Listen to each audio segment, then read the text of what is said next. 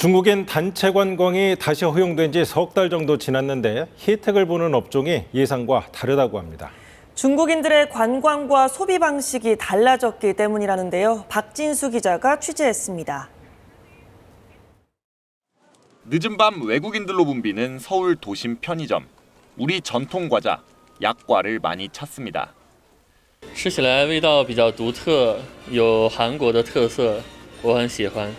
朋友也喜欢韩国的产品，还让我带一些回国。 이 편의점의 약과 외국인 매출은 지난해보다 5배 넘게, 비슷하게 입소문을 탄 크림빵도 6배 이상 증가했습니다. 중저가 화장품을 주로 파는 매장. 중국인 관광객들의 가방을 채운 건 입술에 바르는 보습제입니다. 면세점이나 백화점에서 값비싼 화장품을 가득 담아가던 예전 모습과는 사뭇 다릅니다. 因为这个唇膏这边一直都销量很好，都买不到，所以我今天早上来买才买到，又便宜又好用，谁不喜欢？ 중국인 관광객의 소비 행태를 분석해봤습니다. 코로나 대유행 이전과 비교하면 면세점은 40% 넘게 줄었고 대신 편의점은 5배 늘었습니다.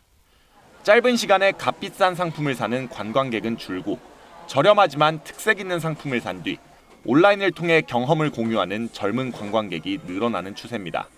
특히 올해 우리나라를 찾은 중국인 관광객 절반 이상은 20대에서 40대 사이였던 것으로 조사됐습니다. 중국 역시 SNS 기반의 가치 소비가 대세인데요. 소비 규모는 적어지겠지만 다양한 파급 효과를 가져올 것으로 기대되고 있습니다. 국내 유통업계는 중국인들의 달라진 씀씀이에 맞춰 과자나 마스크팩 등 상대적으로 저렴한 상품군을 전면에 내놓고 있습니다. KBS 뉴스 박진수입니다. 젊어진 중국인 관광객들은 소비 지형도 바꿨습니다. 먼저 어느 지역에서 신용카드를 많이 썼는지 확인해봤습니다. 서울의 매출 비중은 4년 전보다 줄었고요. 대전이 처음으로 매출 상위 6대 광역자치단체로 이름을 올렸습니다. 특히 경기도 매출 비중이 2배 이상 늘었습니다.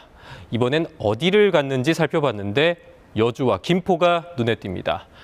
대전에서 매출이 크게 늘어난 유성구까지 이곳들 공통점이 하나 있습니다. 바로 아울렛이 있다는 겁니다. 이 중국인 관광객들은 짐도 안 풀고 아울렛부터 왔습니다. 산 운동화만 3켤레입니다. 因为整体比较更一点那个脾气差，所以我们才来这里购物。我们都是刚刚来的。 올해 8월 중국인 단체 관광이 다시 시작되면서 관광버스를 빌려오기도 합니다. 10월 달에 있었던 대명절이랑 겹쳐서 더 많이 쇼핑하러 찾아주시고 계시는데요. 평균 6대, 7대였다면 최근 더 관광버스가 확대되는 추세입니다. 중국인 관광객이 아울렛, 대형마트에서 쓴 돈의 비중은 코로나19 이전보다 더 확대됐습니다. 다만 이곳의 매출액은 백화점의 35%, 면세점의 10% 수준입니다. 쇼핑할 때 큰돈 쓰기보다 알뜰 소비한다는 겁니다. 한국은행은 올해 초 중국인 관광객이 100만 명 늘면 GDP를 끌어올릴 것으로 예측했습니다. 하지만 과거와 같은 소비 규모를 보여주지 않으면 효과는 제한될 수 있습니다. 중국의 경기 침체로 관광 회복세가 느린 것도 변수입니다. 9월 중국 입국자 수도 코로나 이전에 비하면 한 절반 수준밖에 안 되는 상황입니다. 쌍커라고 불리는 그런 쪽으로 중국의 해외 여행 패턴이 좀 바뀐 영향도 있습니다. 결국 달라진 중국인들의 소비, 여행 패턴에 우리 유통과 관광업계가 어떻게 전략적으로 대응할지 관건입니다. KBS 뉴스 장혁진입니다. 베이징 시내의 한 마트. 샴푸와 보습제 등 각종 생활용품이 진열된 가판대에서 유독 저렴한 가격표가 붙은 제품들이 눈에 띕니다.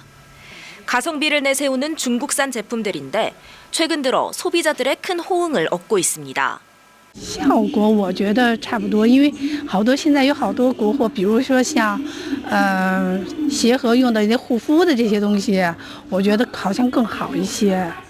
중국산 제품의 약진은 중국 최대 쇼핑 축제로 불리는 11월 11일 광군제에서도 두드러졌습니다.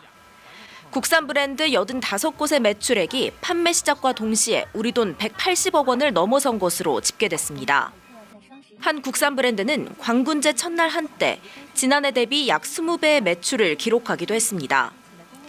반면 비싼 외국산이나 사치품의 인기는 예년만 못했다는 평가가 나옵니다.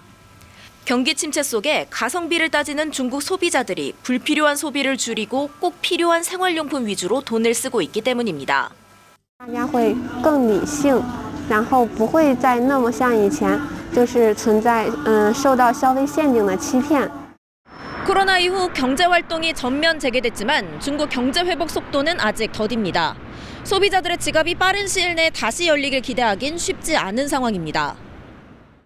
지난달 중국 소비자 물가 지수가 석 달 만에 다시 마이너스로 돌아서면서 디플레이션 우려도 다시 고개를 들고 있습니다. 여기에 청년 실업률은 20%를 웃도는 실정입니다. 중국에서 경기 침체와 소비 심리 위축이 계속된다면 중국 시장에 진출한 우리 기업들까지 타격을 받게 될 거라는 우려가 나옵니다. 베이징에서 KBS 뉴스 김민정입니다.